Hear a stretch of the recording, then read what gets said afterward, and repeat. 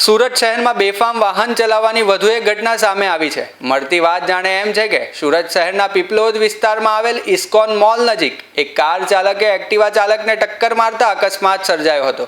આ ઘટનામાં એક્ટિવા ચાલકને માથાના ભાગે ગંભીર ઈજાઓ પહોંચી હોવાનું પણ સામે આવ્યું છે। જો કે આ અકસ્માત બાદ આસપાસના લોકો ઘટના સ્થળે દોડી આવ્યા હતા અને ઘાયલને તાત્કાલિક સારવાર માટે ખસેડવામાં આવ્યો હતો।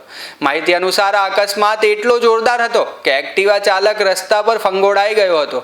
સ્થાનિક લોકોના જણાવ્યા પ્રમાણે કાર ખૂબ જ ઝડપે આવી રહી હતી અને નિયંત્રણ ગુમાવતા એક્ટિવાને અડફેટે લીધી હતી। ઘટનાને કારણે થોડા સમય માટે વિસ્તારમાં ટ્રાફિકની સમસ્યા પણ સર્જાઈ હતી।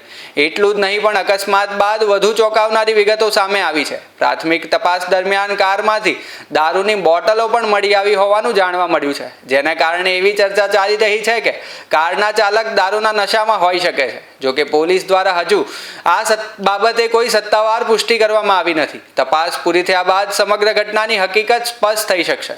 અકસ્માત સર્જ્યા બાદ કાર ચાલક પોતાની ગાડી સ્થળ પર જ મૂકી ફરાર થઈ ગયો હતો, જેને કારણે સ્થાનિકોમાં ભારે રોષ જોવા મળી રહ્યો છે। લોકો દ્વારા જવાબદાર કાર ચાલક માટે કડક કાર્યવાહીની માંગ ઉઠી છે। ઘટનાની જાણ થતાં સ્થાનિક પોલીસ તાત્કાલિક સ્થળ પર પહોંચી હતી અને સમગ્ર મામલે તપાસ શરૂ કરી છે। પોલીસ કારને આધારે ચાલકની ઓળખ મેળવવાના પ્રયાસો કરી રહી છે।